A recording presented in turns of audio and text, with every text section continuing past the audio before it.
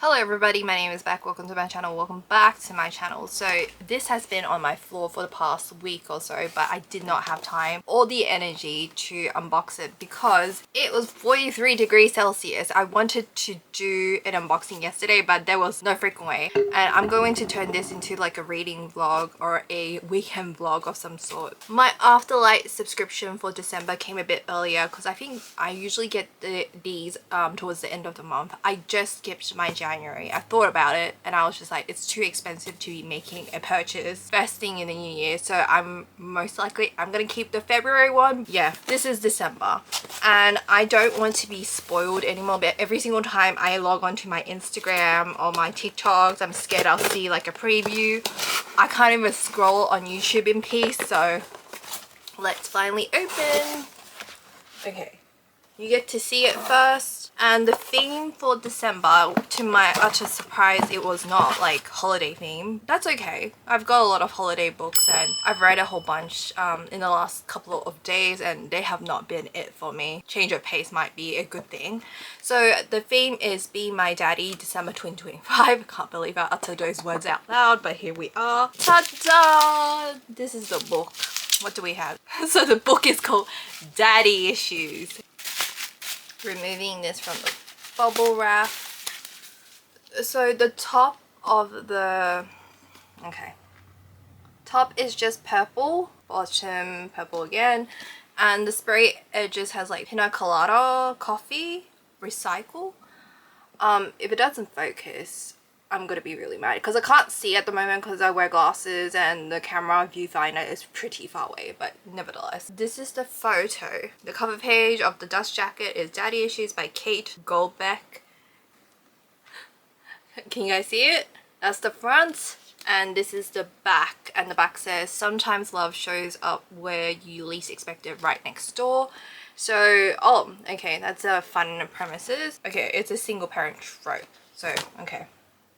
When you open it, it looks like that. I'm going to take off the dust jacket. It's a very fun, colorful contemporary romance by the looks of it. I really like the whole vibe that's going on. The last box I got was like paranormal poly romance, and this time it's a contemporary romance, so it's something a bit more tame despite the title, I suppose. Quote unquote tame. So the dust jacket just looks like that.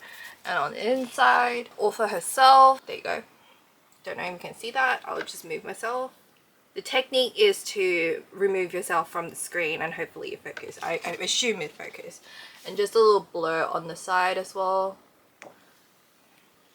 As you can tell that I'm currently using this stack over here to use as a tripod because my original stack, I've moved it to the back of the house. I'm rearranging my stuff and I'm going to be pushing forward books that I want to read in 2026 to the front so I can actually see it, because if I hide it, I have two stacks at the back. If I'm not going to see these books, I'm not going to read them. I'm in the process of rearranging that, but you're not really here to see this component. When you remove the dust jacket, this is the first page or the cover page of the art. And this is the back. Again, I really hope it's focusing or else I'm gonna be so mad. FMC MMC of the book. And then when you open it, this is the first page. Stunning. It is so colorful. I'm really loving the colorful aspects of this book already. It seems like a very whimsical, fun summer romance, which I'm currently in. 43 degrees Celsius yesterday. My book is a little bit damaged, just a little bit dented, but that's okay. I would be more hesitant if it was like a full-on scratch, just a little bit dented. Okay, and this is the back. Stunning, beautiful. Give me another. Let me see the sign page. So it is signed in a really pink pen. Very pretty. And then last but not least, I saw something in here. I really like the cartoony aspect so far. And that looks really cute. For anyone who has felt unlikable, you are lovable. You know, I need to hear that because I'm going through some stuff. I like the spray edges. I love the color theme.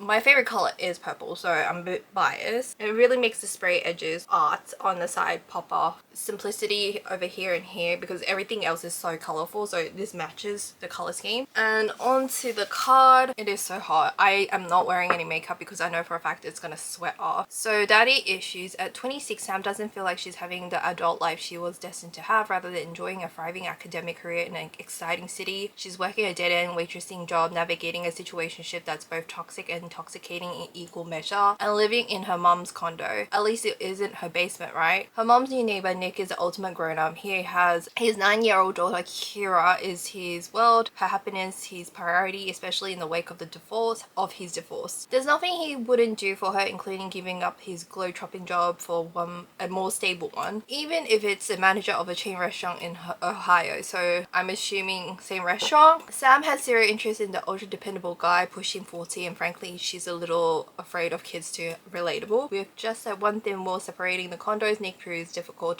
to avoid. Soon Sam's unexpected connection with Nick heats up, and before long Sam finds herself falling for a man whose life couldn't be more different from her own. And then yeah, all the stuff. I'm interested in reading this one. I haven't seen it before. I'm gonna look up for the standard copy and see what the paperback and hardback actually looks like. But I really enjoy this cover special editions from Afterlight Illumicrate. That is it. This has been on my floor for the longest time ever. I will see you guys in my next clip. I realize I'm balding on the side now that I started filming again. I used to put my hair in a very high ponytail, and over the years it kind of destroyed my hairline. I also don't help it by putting in a bunch of box dye. I'm about to go and walk on a treadmill because the last couple of days it has been extremely hot and I have not been doing any sorts of exercise. I've been lying around the house a lot, and even with the aircon on I had to put on a fan because it was just like atrocious. Last night as I was doing my daily reading challenge or daily Bookmas, a book a day essentially, of all holiday, Christmassy, Hanukkah themed books that some of them have been on my TBR shelf for like many years at this point, and I decided to put it in a wheel and spin it. If it was up to me to actually pick out a book from the pile, I'm not gonna read it. And this one's a relatively new one that I got spun. The wheel picked Holiday Romance by Catherine Walsh, and I've watched a couple of people here do a book review, book vlog, reading vlog about holiday romance. I started reading it at midnight. That's when I did my wheel, so about like 12 or something like that. And as I was reading the book, I could feel something next to me make a movement, and usually it's not a good sign if you're from Australia and if it's summer where the insects are popping off. And if you are afraid of spiders, I'm gonna put in that image, so I'm giving you a chance to skip the next 2 minutes or so. I will put in the screen of the timestamp of when I'm gonna show it. But nevertheless, I did see this tiny black spider in the corner of my eye, and I had to like assess the situation to see like what kind of spider it is. If it had like a red back of the thing, I knew it's over for me. And as much as I despise the world as it is, I still think I've got a couple more years, if not a couple more decades to live, right? And I had to make sure that it was not what I thought it was, and it was just a tiny black spider. I think for you guys it might be considered big, but to me it was small. If you're Australian, you know what I'm talking about. I was hoping, please don't be a redback, because it did look like one. It was just a common black house spider, so if I get bit, worst case scenario, it's gonna hurt, but that's about it. It was living on my AirPod case, and I was thinking to myself, do I throw it on the floor? Because it might head towards me because it was facing my direction. I'm glad it didn't move as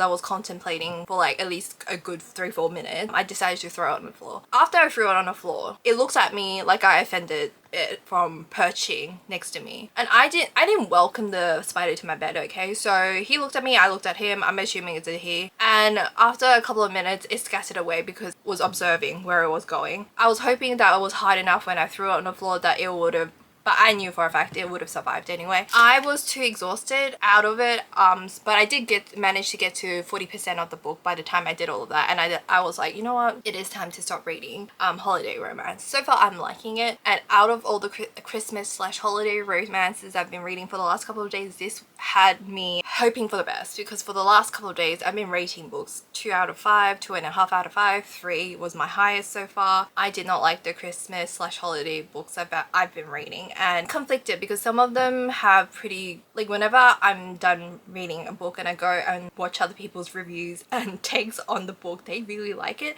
There's something in me. Maybe I am the Grinch after all, because I don't like it. Also, I'm someone that doesn't celebrate the Christmas holidays, but so far 40% into it. I've read about 3-ish hours. I think I need about 3 more hours to finish this book, and I'm going to start reading this on the treadmill. So I'm going to walk on it for like 40 minutes while I read this, so I can finish this book sometime today. Just finished my Afterlight unboxing. Continue with this. If you don't want to see this version of a long form content, I would have posted a shorts by now, and I will try my best to record tomorrow as well to make it a weekend vlog. I also made a TBR jar.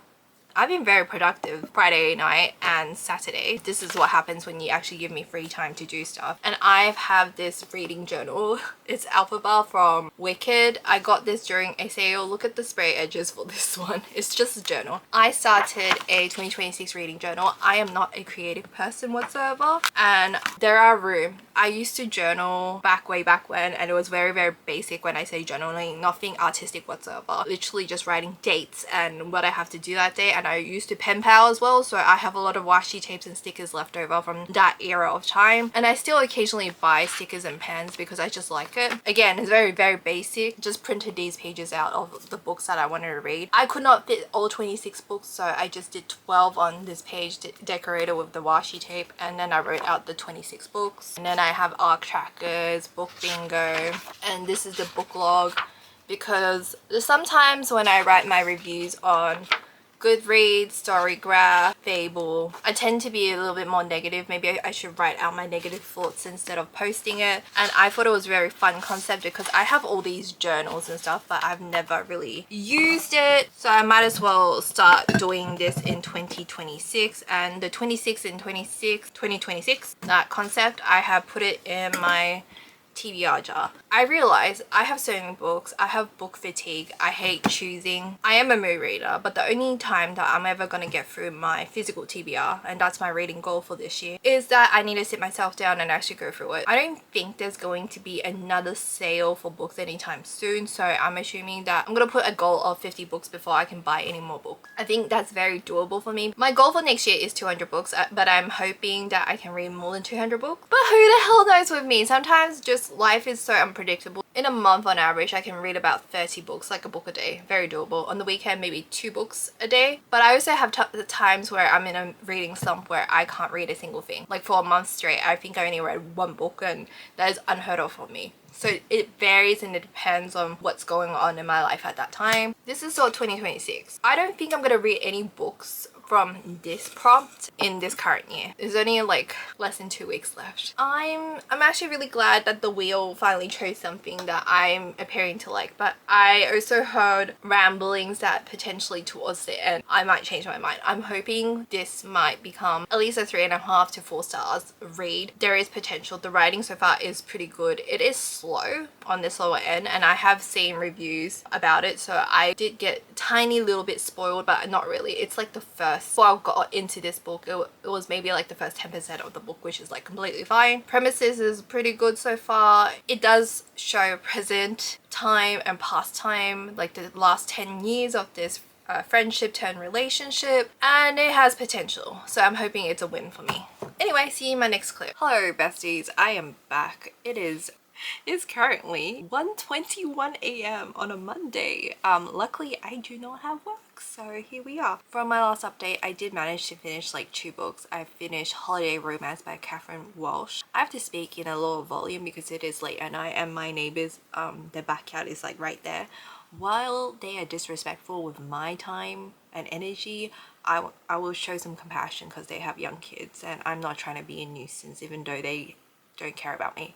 But that's another story for another day. So 1:21 a.m. 22nd of December. So I completed Saturday, which is like, again, it is Holiday Romance by Catherine Walsh, and for the most part I did really enjoy the story and I thought it was funny. And considering I've had duds throughout the whole week about my holiday romance reads from the wheel, even though I put those books in those wheels and expecting for a better outcome, nevertheless I'm happy that I finally got something that I enjoyed. Even though I wouldn't call it a slow burn, it was more of a medium pace kind of story. It's very Hallmarky-esque, if that's what you're looking for, a friends to lovers, which is not usually the sort of things I like.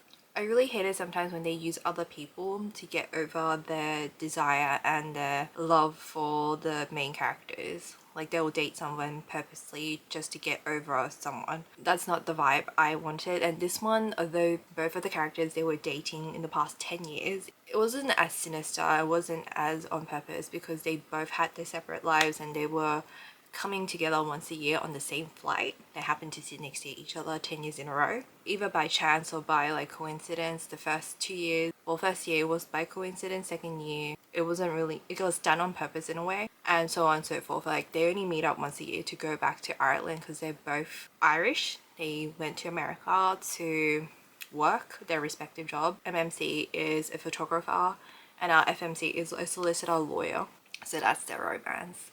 And it starts off with a bang, and I won't spoil too much for it, even though it's like within the first 10%, but I want you guys to experience it for yourselves if you do decide to pick it up. Yeah, that's basically the premises of their relationship. I did know it was for friends and lovers, but I'm glad I went into it with an open mind. It got to a point where there was kind of a third act, kind of, not really, more like a miscommunication that was thrown in like at the 84% mark of the book, and that really peeved me. I won't say what it is, I won't spoil the experience for you guys.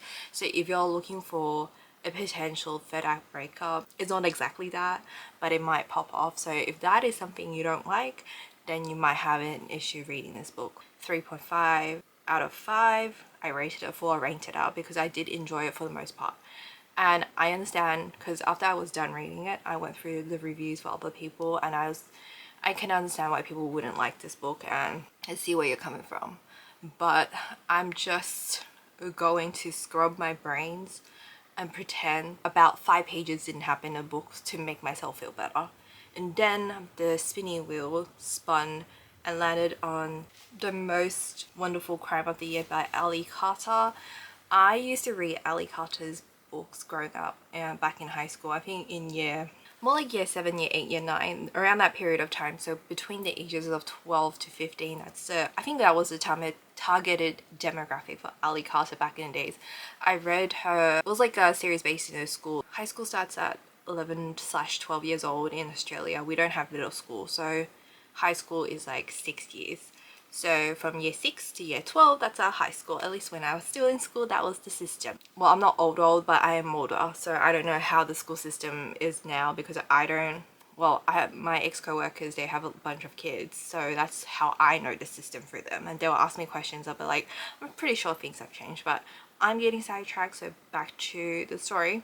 I have never read anything adult contemporary from this author before. I've only been exposed to her YA stuff when I was in the targeted demographic, so I am familiar with the author, but now that I think about it, I haven't read her stuff in like so many years. The writing has definitely changed considering it is an adult fiction, and I would say that this story is more suspense than romance. It is what I would consider romantic suspense, with the suspense part being a bit more elevated, although there are some plot holes in the story, especially towards the end.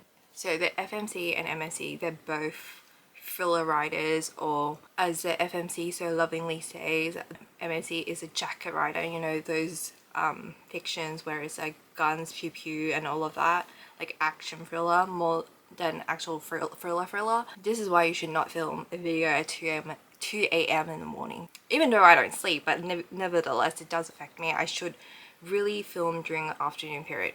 These two authors are being invited to a private estate in England. These two authors are from the Americas. They go to England and they go to this like giant mansion. Turns out this person that owns the mansion is also a famous thriller writer. She goes missing after the second day or something like that. I read this book from 1 a.m. until like 4 a.m. and that is my fault. I shouldn't have done that. The description might not be like really concise. When I got it on the wheel and I saw it, I was just like, I'll start on it because it's a library loan. And I read it on my Kobo, and it got to a point where I'm like, okay, I think it was about 40 something 50% mark. I was like, okay, I need to stop because I need to go to sleep. It's like 2-ish, almost 3 a.m. Like, girl, you need to stop. And then it got to the part where I couldn't stop. Like, it was the main course happened, and I'm like, okay, now I need to read one more chapter to see what happened. in the freaking story of the suspense. And I stayed up and I read a chapter and then another chapter, and next thing you know, I finished the damn book. In a way, very addictive because the chapters were really short. Like, certain things were solved and resolved because at the end of the day, the whole premise is one person went missing and they're trying to figure out what happened to the lady that owns the mansion. Like, where did she get, or do they end up finding her? And along the way, the characters have to figure it out, like who done it kind of situation. Was it a missing case, or is it a murder? Who knows? You gotta read the story. I don't want to spoil it for anybody to enjoy their full experience. There is like some back and forth, some time jumps. Like the previous story goes back like a couple of years, fast forward to the present day, that kind of thing. And this is like a side note, slight spoiler, so fast forward if you don't want to hear it. Our main FMC, like, her life is atrocious. She gets divorced. Her ex-fiance, who happens to be this rich person, but he probably spent it all in his youth. Like, he's like, what do you call it? What are those things called? His trust fund. He probably like spent it all. And then her best friend, who is a childhood friend of her ex-husband, they were sleeping together and then they end up falling pregnant. In the court case, not only did she lose her best friend, she lost her so-called ex-husband. She walks into them doing the nasties, and then along the ways you learn about how crappy the whole relationship, the whole friendship was behind the scenes as a little snippets, and nothing bad ever happens to the ex-husband or the ex-best friend.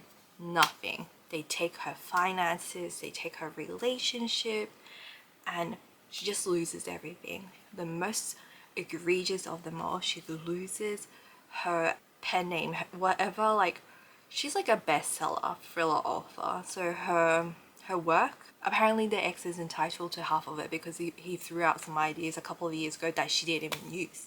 Like, she lost everything, and you're telling me nothing bad happens to them? Like, that does not settle right with me. Or like, at the end of the day, she got closure and she got the guy at the end, because this is a romance at the end of the day, but I won't tell you the process of the romance, so not spoiler, so don't come for me. You're just gonna have to sit through and see what happens. Talking about the epilogue, one of the things, the main issue did not get resolved right towards the end, and I was really annoyed that she didn't get her revenge. In a way, she lived a better life than whatever those nutbags, scumbags are going through, but it didn't sit right with me. And then when it comes to the suspense of it, it was enjoyable. It's meant to be like kind of like slapstick, humor, banter kind of romantic suspense. It's not meant to be like taken seriously. Obviously, there are serious parts to the story, but then there are moments where I wanted to jump into the book and just, even though there's no way, I'm really weak in person, can't do much, so, but it really made me mad. However, I did enjoy it for what it was. It was funny, it was a fast read. Both of these, the first book was more Christmassy, this book was definitely more, it was based around the Christmas period. I've told you the side story, like this nice snippet. This is like maybe 2%, maybe 3% of the story that I've just revealed. The rest you're just gonna have to figure out on your own, and I hope you guys have a fantastic read. It was a 3 out of 5, but I am willing to say 3.5 out of 5. But if we're talking about the suspense component of the story, it's a 3. The romance was, it was whatever. I was more interested to see like what was going on. If you guys want to know what day 9 of the spinning wheel, I just spun it before I started filming this video. I got Christmas Mafia by K.A. American. I'm glad I got something that is, I don't think it's a full-on mafia romance, okay? I'm thinking this is kind of not that serious kind of mafia. I don't know. I'm new to this author.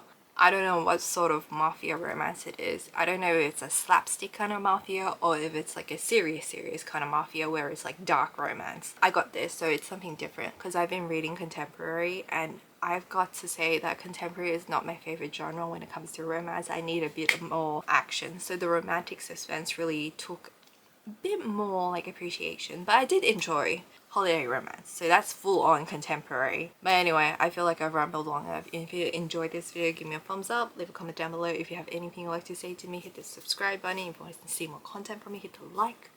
Did I say that? I said that already. Hit the bell for notifications, and I'll see you guys in my next video. I will be posting my shorts shortly. I need to go and edit it now. I edit these shorts at 3 a.m. in the morning, and then when I wake up I post them to make sure that half asleep me did a good job in editing before I post it. I don't know, apparently it works. Bye.